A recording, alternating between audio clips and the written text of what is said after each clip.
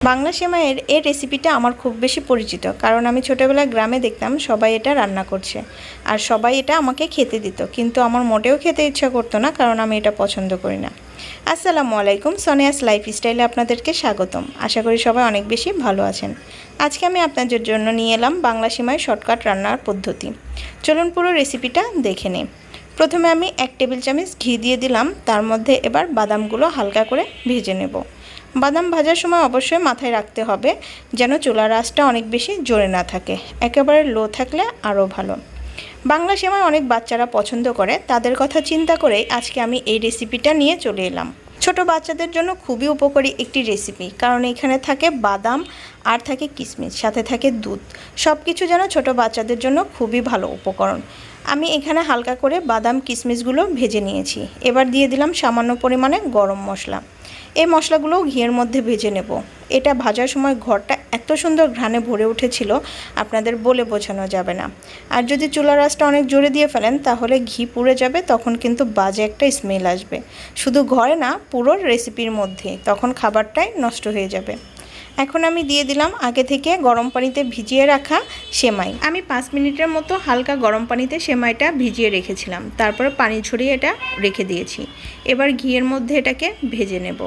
স্বাদ মতো এখানে লবণ অ্যাড করে দিলাম, কারণ আমার কাছে মনে হয় মিষ্টান্নর মধ্যে একটু লবণ দিলে টেস্টটা আর একটু বেড়ে যায়। এটার মধ্যে সামান্য পরিমাণে কনডেন্স মিল্ক অ্যাড করে দিয়েছি, যেটা পুরোটাই অপশনাল। আর দিয়ে দিয়েছি আমার পছন্দ অনুসারে চিনি, যেটা আপনারা আপনাদের পছন্দ অনুসারে অ্যাড করবেন। এবার সব কিছু আমি ঘিতে ভেজে নিচ্ছি, তাহলে ঘিয়ের একটা স্মেল থেকে যাবে, এর জন্যই আমি একটু নেড়েচেড়ে এটাকে ভেজে নিচ্ছি। আর যেহেতু সেমাইটা আগে থেকে হালকা গরম পানিতে আমি সিদ্ধ করে নিয়েছিলাম বা গরম পানিতে ভিজিয়ে রেখেছিলাম, সেজন্য সেমাইটা কিন্তু এখানে মোটামুটি সিদ্ধ হয়ে গেছে। আলাদা পানি দিয়ে বা দুধ দিয়ে বেশি সময় ধরে এটাকে জাল করতে হবে না। এবার ভেজে নেওয়ার পরে আমি অ্যাড করে দিলাম আগে থেকে ঘন করে জাল করে রাখা তরল দুধ। আমি দুধটা সহকারে এখানে অ্যাড করে দিয়েছি। এবার এটাকে নেড়েচেড়ে মিক্স করে দেব। দেখেন বাদামগুলো কি সুন্দর উপর দিয়ে ভেসে উঠেছে, আর এটা কিন্তু খেতে দারুণ হয়েছে। যদিও আমি বাংলা সেমাই খাই না, কিন্তু বাসার সবাই অনেক বেশি প্রশংসা করে আমার রেসিপিগুলো নিয়ে, আর আমিও সেদিন একটু খেয়েছিলাম, মাশাআল্লাহ ভালোই লেগেছিল। আজকে আমি এটা রান্না করছি আর আপনাদেরকে এটাই বোঝানোর চেষ্টা করছি যে কোনো কিছু না খেলে আপনি তার মর্মটা বুঝবেন না। আর আমি শর্টকাট পদ্ধতি বলেছি, কারণ বাসায় অনেক সময় মেহমান চলে আসে, তাদের খেতে দিতে সময় লেগে যায়, সেই জন্য আমরা চিন্তা করতে থাকি কি কি দেয়া যায় নাস্তাতে। তো আপনি যদি ঝটপটভাবে এটা রান্না করে ফেলেন বা আমার এই ভিডিওটা দেখে রাখেন বা সেভ করে রাখেন, তাহলে আপনার জন্য উপকার হবে। আমি নেড়েচেড়ে এটাকে মিক্স করে নিয়েছি। এবার ঘন বলকের মাধ্যমে এটা ফুটে উঠলে তাহলে বুঝে নিতে হবে সেমাইটা মোটামুটি হয়ে গেছে। আমি একটু নেড়েচেড়ে এটাকে আর একটু মিক্স করে দিচ্ছি। আমি এইখানে আধা কেজির মতো দুধ অ্যাড করেছিলাম, বাসার মেহমান ছিল খুবই কম, সেই জন্য। আপনারা চাইলে বেশি বা কম করতে পারেন, তবে আধা কেজির কম করলে বাচ্চাদের জন্য সেটা ভালো, ফ্যামিলির অন্য সবাই খেতে পারবে না।